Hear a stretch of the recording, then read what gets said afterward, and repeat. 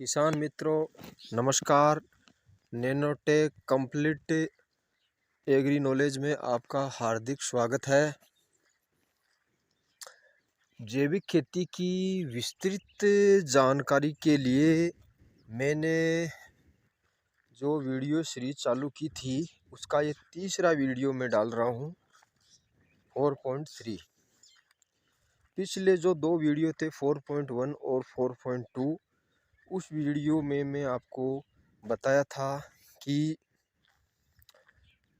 ये जैविक खेती क्या है, जैविक खेती में यूज होने वाले बायो कंट्रोल एजेंट्स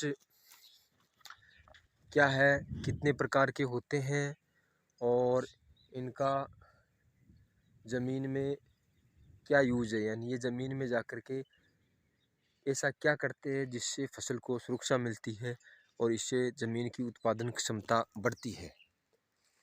इसके बारे में मैंने आपको विस्तृत जानकारी दी थी। इस तीसरे जो वीडियो है 4.3, इसमें मैं आपको इन बायो कंट्रोल एजेंट्स को मार्केट से लाकर खेत में कौन कौन सी विधि से यूज करें और ऐसी कौन सी विधि है जिसका यूज करने से इससे हम ज़्यादा से ज़्यादा फ़ायदा ले सकते हैं, इसके बारे में मैं विस्तृत जानकारी दूंगा। तो आप इस वीडियो को पूरा देखें। मैं इस चैनल पर जो भी वीडियो डालता हूँ वो सभी वीडियो आपके खेती से संबंधित महत्वपूर्ण जानकारी आपको मिलती है।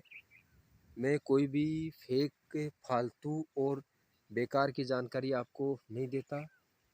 इन वीडियो को देख करके आप खेती से लाभ उठा सकते हैं और खेती को लाभदायक बना सकते हैं। नुकसान तो आपको बिल्कुल ही नहीं होगा। तो मैं इस वीडियो में आपको बताऊंगा कि बायो कंट्रोल एजेंट्स को कौन कौन सी विधि से अप्लाई कर सकते हैं। मान लेते हैं कि हमारे पास 1 एकड़ की ज़मीन है और उस 1 एकड़ की ज़मीन में हम फसल की बुआई करेंगे और बुआई से पहले हम खेत को तैयार करेंगे, मतलब खेत को रोग मुक्त बनाएंगे। खेत की मिट्टी में जो बड़ी खतरनाक फंगस और जो खतरनाक जीव है उनको ख़त्म करेंगे। तो उनको ख़त्म करने के लिए, फंगस को ख़त्म करने के लिए 4 प्रोडक्ट मैं आपको बताता हूँ, जिनमें आता है ट्राइकोडर्मा और बेसिलोमिस लिलोसिनस और सूडोमोनास फ्लोरोसिस और बेसिलस सबटिलिस। ये 4 बैक्टीरिया और फंगस है, 2 फंगस और 2 बैक्टीरिया है। ये चारों ज़मीन के अंदर की खतरनाक फंगस को ख़त्म करने का काम करते हैं। और 2 और प्रोडक्ट मैं आपको बताता हूँ, जिसमें आता है बवेरिया बेसियाना और मेटारिजिम एनासोप्ली। ये ज़मीन के अंदर के जो खतरनाक जीव है उनको, दीमक वगैरह, उनको ख़त्म करने का काम करते हैं। ये दोनों एक फंगस है। तो इस प्रकार से टोटल 6 प्रोडक्ट हो गए। ये 6 प्रोडक्ट हम मार्केट से लेके आते हैं और इनको अब कौन कौन सी विधि से हम यूज़ करेंगे। तो पहली विधि तो ये होती है कि हम लेके आए और उसको रेत या वर्मी कंपोस्ट या गोबर की खाद में मिला करके खेत में बखेर दिया, पानी दे दिया और फसल की बुआई कर दी। इस तरीके में हमें फ़ायदा मिलेगा या नहीं मिलेगा इसकी कोई गारंटी नहीं है। क्यों? क्योंकि जो हम मार्केट से प्रोडक्ट लेके आए हैं उसमें फंगस और बैक्टीरिया इतने नहीं होते हैं। हो सकता है ज़मीन में जो खतरनाक फंगस और बैक्टीरिया जो है, खतरनाक जो जीव है, वो उनकी संख्या ज़्यादा हो इनसे, तो वो उल्टा इनको ख़त्म कर देंगे। तो ये विधि से हमें पूरा फ़ायदा नहीं मिलेगा। दूसरी विधि वो होती है कि यदि हमारे पास ड्रिप सिस्टम है तो ड्रिप के माध्यम से चला दें। और तीसरी विधि जो सबसे कारगर विधि है उसमें ये गारंटी है कि आपको 100% इन प्रोडक्ट का पूरा फ़ायदा मिलेगा। तो वो कैसे अप्लाई करें? तो इसके लिए सबसे पहले ये जो फंगस है इसकी हम ग्रोथ करेंगे, मैन्युअली इसको हम ग्रोथ करेंगे। और इसके जो बैक्टीरिया हैं, जो बैक्टीरिया खाद हैं, जो बैक्टीरिया कंट्रोल एजेंट्स हैं, इनको संख्या को बढ़ाएंगे। जैसे 2 के 4 करेंगे, 4 के 6 इस तरह से हो जाते हैं। तो इसको मल्टीप्लाई कैसे करेंगे इसके बारे में बताऊंगा। तो 1 एकड़ के लिए हमें इनको तैयार करना है। तो इसके लिए 6 प्रोडक्ट अपने पास में है, ट्राइकोडर्मा और बवेरिया बेसियाना और मेटारिजिम एनासोप्ली और बेसिलस सब्टिलिस सुडोमोनास और पेसिलोमिस लिलोसिनस, ये 6 प्रोडक्ट है।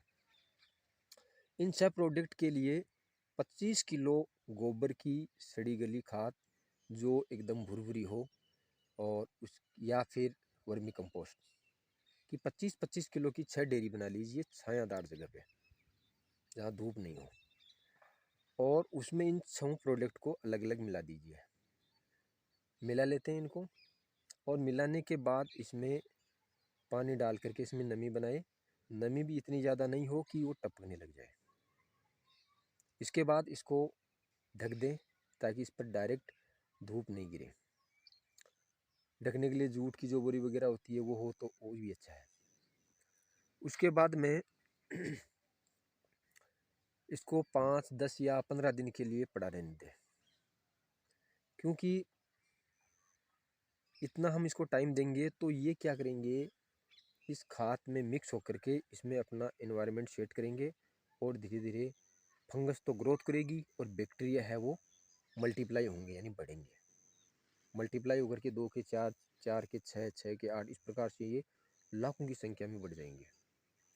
और आपके पास जितना समय उपलब्ध हो, 5 दिन, 10 दिन, 15 दिन, जितना समय उपलब्ध हो उसके हिसाब से इसको पड़ा रहने दें। इस टाइम के बाद में ये जो खाद की जो डेयरियाँ हैं, ये खाद की डेयरियाँ नहीं रहेगी, ये एक एंटीबायोटिक बन जाएगा, क्योंकि इनमें फंगस और इन बैक्टीरियों की संख्या बहुत ज़्यादा हो जाएगी। अब इन सभी 6 डेयरियों को मिक्स करके जो 1 एकड़ की ज़मीन है उसमें पूरे में बखेर दें, और बखेरने के बाद में उसमें जो मिट्टी पलटने वाली जो भी यंत्र है ट्रैक्टर से, इससे उसको ज़मीन में मिला दें, मिक्स कर दें, और फिर उसमें पुलाव कर दें पानी का। पुलाव करने के बाद में उसको 4-5 दिन के लिए पड़ा रहने दें, ताकि ये ज़मीन के अंदर सेट हो जाए, अपना घर बना ले ज़मीन के अंदर, और फिर अपनी ग्रोथ को ये बढ़ाए, संख्या को मल्टीप्लाई हो जाए ये ज़मीन, क्योंकि ज़मीन के टच में आने के बाद में इनकी संख्या में कई सौ गुना वृद्धि हो जाएगी, और ये ज़मीन के अंदर की जो फंगस है खतरनाक और जो जीव है उनको खा करके उनको ख़त्म कर देंगे। तो इनके बखेरने के 4-5 दिन बाद में यदि नमी कम हो तो और पानी दे करके फिर फसल की बुआई कर दें। अब ये जब फसल उगेगी तो उससे पहले ये ज़मीन को एकदम क्लियर कर देंगे, एकदम स्वस्थ बना देंगे, उसके सारे रोग को ख़त्म कर देंगे। अब हमारी जो फसल होगी वो एकदम स्वस्थ होगी, उसमें रोग के आने की संभावना काफ़ी हद तक कम हो जाएगी, और इससे हमें अन्य जो रसायन है उनका यूज नहीं करना पड़ेगा। तो ये तो थे ज़मीन के उपचार के लिए इनका यूज कैसे करें। फसल की बुआई से पहले ज़मीन को यानी मिट्टी को उपचारित कैसे करें, ये इसका सही तरीका है।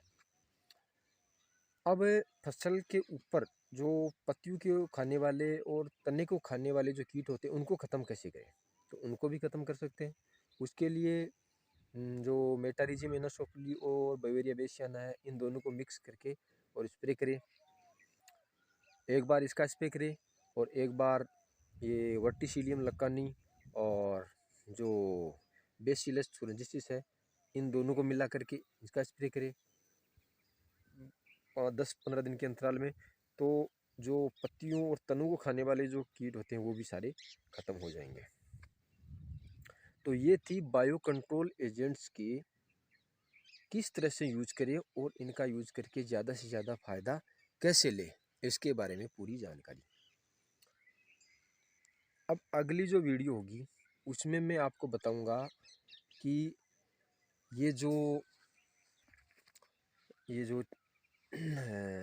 बायो कंट्रोल एजेंट्स है, ये हम मार्केट जब ख़रीद के लेके आते हैं तो इनके अंदर जो प्रोडक्ट है वो सही है या नहीं है, यानी उसमें जितना लिखा हुआ है उतना उसमें है या नहीं है, इसका पता कैसे करेंगे। इसके बारे में मैं आपको विस्तृत जानकारी अगली जो वीडियो 4.4 होगी सीरीज़ की, उसमें मैं आपको बताऊंगा।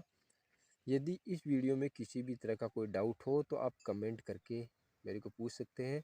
चैनल को सब्सक्राइब भी कर दीजिए ताकि आपको ये जितने भी वीडियो है इनको आपको मिल सके और आप इनका पूरा फ़ायदा उठा सके। मैं आपको महत्वपूर्ण जानकारी ही देता हूँ, फालतू की जानकारी आपको नहीं देता हूँ। एक बात और मैं आपको बताता हूँ, ज़मीन के अंदर जब हम फसल की कटाई करने के बाद में जो अवशेष बच जाते हैं फसल के, उनको जलाना नहीं है। उनको गहरी खुदाई करके ट्रैक्टर से जो गहरी मिट्टी पलटी जो गहरी मिट्टी पलटने वाली जो होती है तई वगैरह होती है, उससे चला करके उसको ज़मीन में दबा दें ताकि ज़मीन के अंदर कार्बनिक पदार्थों की मात्रा बढ़ जाए। क्योंकि ज़मीन में जितने ज़्यादा कार्बनिक पदार्थ होंगे, ये बायो कंट्रोल एजेंट जब हम ज़मीन में डालेंगे तो ये इन कार्बनिक पदार्थ को खा करके ही जीवित रहेंगे और इनकी संख्या में बहुत ज़्यादा बढ़ोतरी होगी। तो इनको संख्या को बढ़ाने के लिए ज़मीन में कार्बनिक पदार्थ का होना भी बहुत ज़रूरी है। जो हमारी फसल अवशेष बच जाते हैं वो ही ज़मीन में जा कर के कार्बनिक पदार्थ का काम करते हैं। तो हमें जो फसल के अवशेष होते हैं उनको जलाएं नहीं, इससे वायु प्रदूषण भी होता है और इससे हमें नुकसान भी होता है। तो इनको यदि उल्टा हम ज़मीन में दबा देंगे तो इससे हमें नुकसान की जगह फ़ायदा ही मिलेगा और ज़मीन में कार्बनिक पदार्थों की जो मात्रा है उसमें बढ़ोतरी होगी, जो ये मित्र जो जीव है उनको पनपने के लिए ज़रूरी होती है। धन्यवाद। जय हिंद। किसान भाइयों, राम राम।